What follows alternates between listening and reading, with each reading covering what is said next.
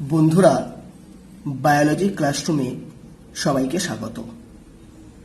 আজ এই ভিডিওটিতে আমরা যে বিষয়টি নিয়ে আলোচনা করব সেটি একটি গুরুত্বপূর্ণ বিষয়।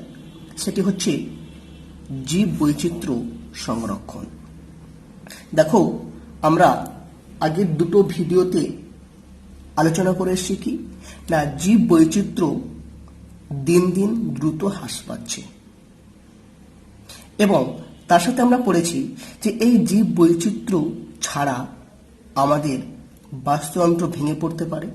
এই জীব বৈচিত্র্য আমাদের বিভিন্ন কাজে লাগে, অর্থাৎ জীব বৈচিত্র্য আমাদের কাছে প্রচুর গুরুত্বপূর্ণ বা তাৎপর্যপূর্ণ। তাহলে আমাদেরকে কি করতে হবে? যেহেতু জীব বৈচিত্র্য আমাদের কাছে প্রচুর গুরুত্বপূর্ণ, কিন্তু সেই জীব বৈচিত্র্য দিনের পর দিন, ডে বাই ডে নষ্ট হয়ে যাচ্ছে, তাই আমাদের কাজ হলো জীব বৈচিত্র্যটাকে সংরক্ষণ করা। ঠিক আছে? তাই আমরা আজ এই ভিডিওটিতে সেই জীব বৈচিত্র্য আমরা কিভাবে সংরক্ষণ করব সেটা নিয়ে আলোচনাটা আসব। তাহলে জীব বৈচিত্র্য সংরক্ষণ পদ্ধতিটা পড়ার আগে আমরা জানার চেষ্টা করব যে জীব বৈচিত্র্য সংরক্ষণ বলতে কি বোঝায়। ঠিক আছে? যে আমি জীব বৈচিত্র্য সংরক্ষণ করব, সেই সংরক্ষণ বলতে আমাদের কি বোঝাচ্ছে না। দেখো, তাহলে আমরা বলতে পারি যে আমাদের জীব বৈচিত্র্য রয়েছে, কিন্তু সেই জীব বৈচিত্র্য দিনের পর দিন হ্রাস পাচ্ছে। তাহলে আমরা জীবকে বাড়াতে হবে বা যে জায়গায় ছিল সেই জায়গায় ফিরিয়ে আনতে হবে। তাহলে আমরা বলবো যে জীব বৈচিত্র্য সংরক্ষণ মানে কি না, এই যে জীব বৈচিত্র্য রয়েছে সেই জীব বৈচিত্র্যটাকে আমাদের ব্যবহার করব। কিন্তু কিরকম ব্যবহার করব? জীব বৈচিত্র্যটাকে আমরা বিজ্ঞান সম্মতভাবে ব্যবহার করব। ঠিক আছে? দুই, আমরা কি করব না, জীব বৈচিত্র্য যে অপচয় হচ্ছে, আমরা পড়েছিলাম ক্ষয় পড়তে গিয়ে, জীব বৈচিত্র্য হ্রাস পড়তে গিয়ে ওভার এক্সপ্লয়টেশন, এই যে জীব বৈচিত্র্য যে অপচয় হচ্ছে, সেই অপচয়টাকে বন্ধ করতে হবে। আর কি করতে হবে না, যেহেতু আমাদের জীববৈচিত্র্য অনেক গুরুত্বপূর্ণ, তাই জীববৈচিত্র্য যেটা ক্ষয় হয়ে গেছে যতটা সম্ভব সেই ক্ষয়টাকে পূরণ করতে হবে। এই যে তিনটে আমাদের উদ্দেশ্য, এই তিনটে উদ্দেশ্যকে আমরা একসঙ্গে বলছি যে জীববৈচিত্র্য সংরক্ষণ। অর্থাৎ আমরা বলবো জীব বৈচিত্র্যের বিজ্ঞানসম্মত ব্যবহার, অপচয় রোধ এবং ক্ষয়পূরণ, এই যে সামগ্রিক যে প্রক্রিয়া, সেই সামগ্রিক প্রক্রিয়াটাকে বলা হচ্ছে জীববৈচিত্র্য সংরক্ষণ। আমরা এবার আসছি যে সেই জীববৈচিত্র্য সংরক্ষণটা আমরা কিভাবে করছি। তাহলে আমরা জীববৈচিত্র্য সংরক্ষণের পদ্ধতি, জীব বৈচিত্র্য সংরক্ষণ পদ্ধতি।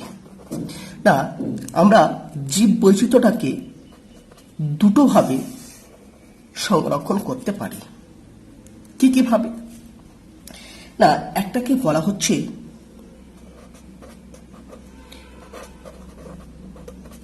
ইন সিটু সংরক্ষণ, আর একটাকে বলা হচ্ছে এক্স সিটু সংরক্ষণ। ঠিক আছে? আমি যদি ইংরেজিতে লিখি তাহলে হচ্ছে ইন সিটু, আর এটা লিখতে হলো এক্স সিটু। ঠিক আছে? এবার আমরা আসি যে ইন সিটু সংরক্ষণটা কি আর এক্স সিটু সংরক্ষণটা কি। ঠিক আছে?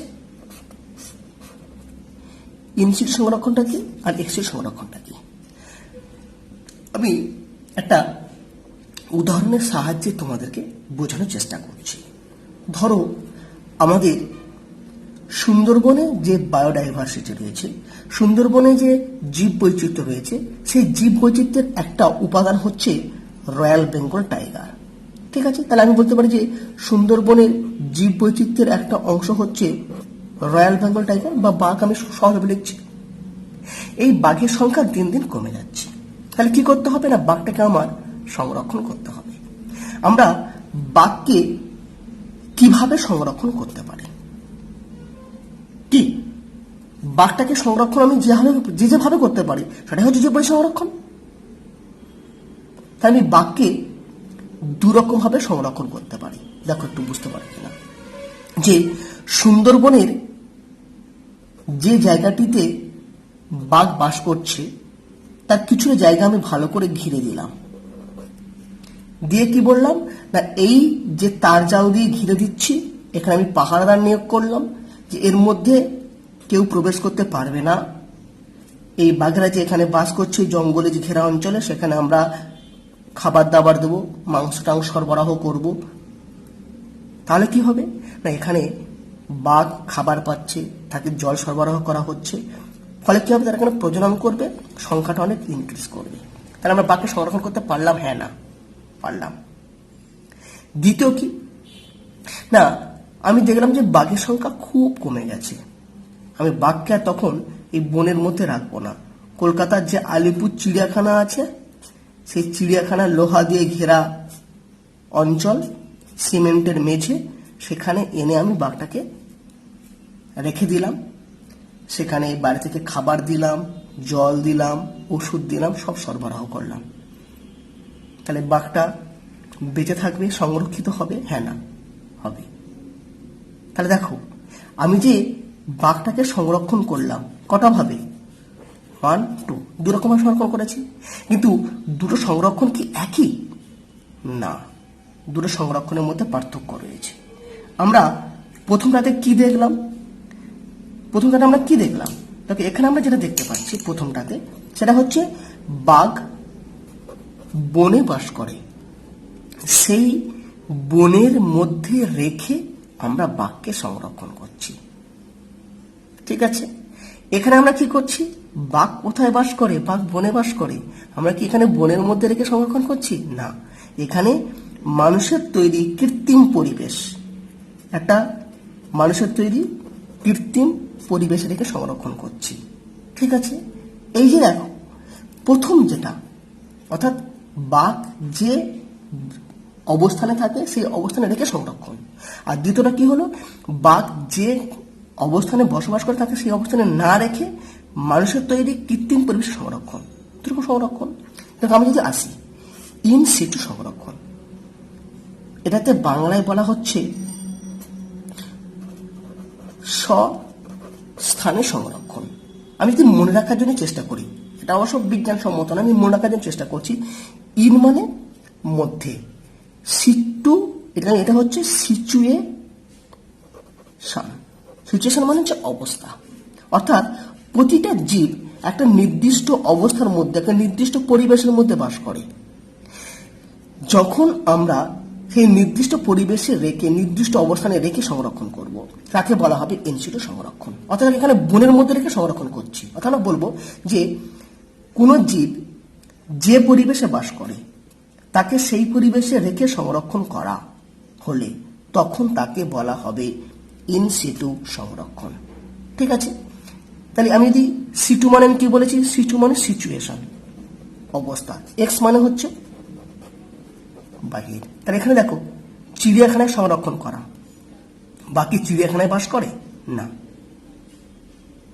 বাঘ বনে বাস করে, বনের বাইরে নিয়ে চিড়িয়াখানা সংরক্ষণ করা হচ্ছে। অর্থাৎ কোনো জীব যে পরিবেশে বাস করে তাকে সেই পরিবেশে না রেখে মানুষের তৈরি কৃত্রিম পরিবেশে রেখে, সেই পরিবেশের বাইরে মানুষের তৈরি কৃত্রিম পরিবেশে রেখে যখন সংরক্ষণ করা হবে তখন তাকে বলা হবে এক্সিটু সংরক্ষণ। এই যে ইনসিটু সংরক্ষণ, এই ইনসিটু সংরক্ষণ কি কি আছে না, আমাদের ইনসিটু সংরক্ষণ যেগুলো পড়তে হবে, একটা হচ্ছে জাতীয় উদ্যান,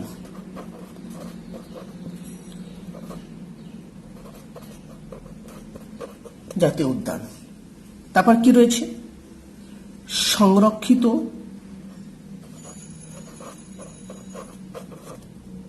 বন।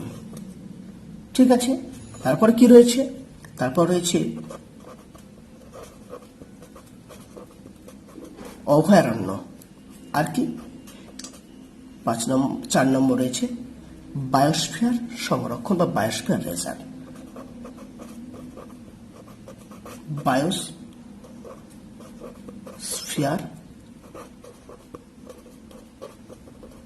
রিজার্ভ, ঠিক আছে। এক্স এর সংরক্ষণ কি কি রয়েছে? এক্স এর সংরক্ষণ মানে আমরা কি জেনে গেছি। এই সংরক্ষণের মধ্যে কি কি রয়েছে? এই সংরক্ষণের মধ্যে রয়েছে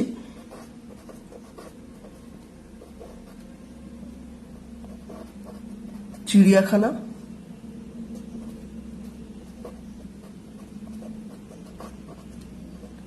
বোটানিক্যাল গার্ডেন, আর কি রয়েছে? আর হচ্ছে ক্রায়ো সংরক্ষণ, ক্রায়ো সংরক্ষণ, ঠিক আছে। তাহলে এগুলো হচ্ছে আমাদের জীববৈচিত্র্য সংরক্ষণের পদ্ধতি। আমরা এই ইনস্টিটিউট সংরক্ষণ নিয়ে এবং এর সংরক্ষণ নিয়ে আমরা আলাদাভাবে ডিটেলসে আলোচনা করব।